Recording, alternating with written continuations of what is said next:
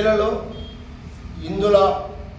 హిందూ బంధువుల హిందూ సోదరుల మనోభావాలు దెబ్బతింటాయని చెప్పి హిందూ బంధువులందరూ అన్ని పార్టీలకు వెళ్ళి ఆల్ పార్టీస్కి వెళ్ళి అందరూ కూడా చర్చలలో గుట్టపైన ఉన్న రంగనాయక స్వామి దేవాలయం దగ్గర ఉన్న కోనేరు పూడిక తీతని మూసి మళ్ళీ తీసినందుకు గాను ఇలాంటి సంఘటన జరగదు.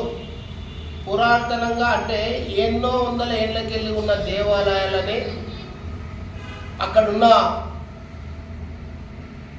కోనేరు కావచ్చు, చిన్న గుళ్ళు కావచ్చు, పెద్ద పెద్ద చెట్లు కావచ్చు, ఇలాంటివన్నీ ధ్వంసం చేయడము సరికాదు.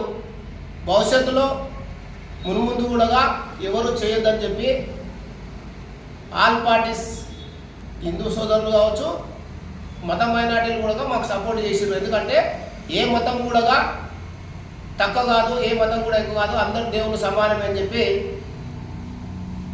బంధుకు పిలుపునిచ్చి వ్యాపారస్తులు కానీ స్కూల్ విద్యా వ్యవస్థ కానీ స్వచ్ఛందంగా బంద్ చేస్తే మరి ఎమ్మెల్యే గారు మాట్లాడము జరుగుతూ ఉన్నది. ఏమనంటే ఎందుకు బంద్ చేసిర్రు,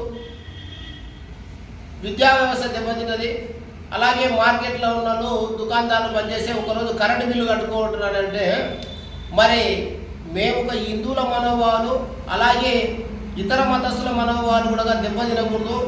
ఎవరు కూడా దేవాలయాల కాడ ఇలాంటి సంఘటన జరగద్దు, పూడ్చివేత కానీ తవ్వకం కానీ ఏది జరగద్దు అని చెప్పి అందరూ కలిసికట్టుగా కూడా ర్యాలీ తీసి ప్రశాంతంగా బంద్ చేపిస్తే 500 రూపాయలు కరెంటు బిల్లు కట్టుకుంటారని మాట్లాడతారు.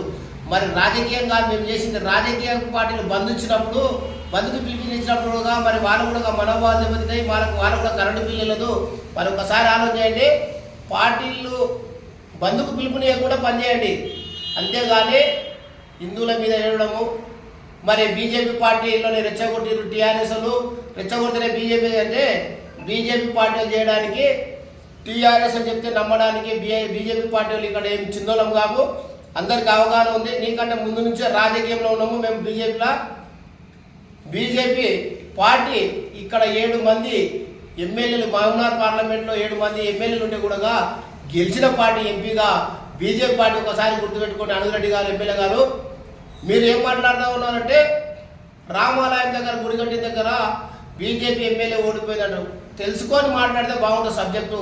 ఎమ్మెల్యే గారు మీరు అక్కడ ఫైజాబాద్ అనే ఒక ప్రాంతంలో బీజేపీ పార్టీ నిలబడ వ్యక్తి ఓడిపోయాడు, కానీ రామాలయ మందిరం కట్టిన దగ్గర ఎంపీ ఓడిపోలేదు. ఒకసారి ఆలోచించి ఆ ఫైజాబాద్లో కూడా 1,00,000 రూపాయలు కాంగ్రెస్ పార్టీ 1,00,000 రూపాయలు ఇస్తామని చెప్పి కరపత్రాల్లో ఫోన్పే నెంబర్లు రాస్తే ఓటేసిరు. గెలిచిన తర్వాత 4వ తారీఖు నాడు కౌంటింగ్ అయిపోయిన తర్వాత 5వ తారీఖు నాడు అదే కాంగ్రెస్ పార్టీ ఆఫీస్ చుట్టూ తిరిగి జనాలు 1,00,000 రూపాయలు కావాలని అన్నారు. ఒకసారి అది ఆలోచన చేయండి. అంతేగాని ఇక్కడ బీజేపీ పార్టీ 7 మంది ఎమ్మెల్యేలు కూడా గెలిచిన డీకే అన్నమ్మ గారు ఎంపీగా గెలిచింది. అది బతికి పెట్టుకో.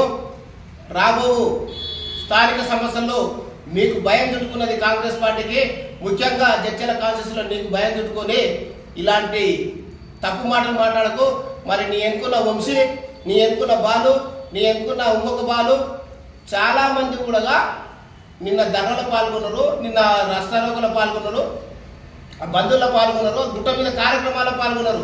Congress party, TRS, BJP, CPI, CPM, ఇతర కులస్తులు కూడా ఈ యొక్క దేవాలయాల పరిరక్షణ, అన్ని దేవాలయాలు, అన్ని కులాల, అన్ని మతాల దేవాలయాల పరిరక్షణ కొరకే ఇక్కడున్న జడ్చల్లో ఉన్న బాధపల్లి ఉన్న పెద్దలు కావచ్చు, చిన్నలు కావచ్చు, యువకులు కావచ్చు, అందరూ కూడా పాల్గొని ఈ యొక్క బంధువులు విజయవంతం చేసిన. అంతేగాని ఏదో కాంగ్రెస్ మీద లేకపోతే మీ మీద కాదు.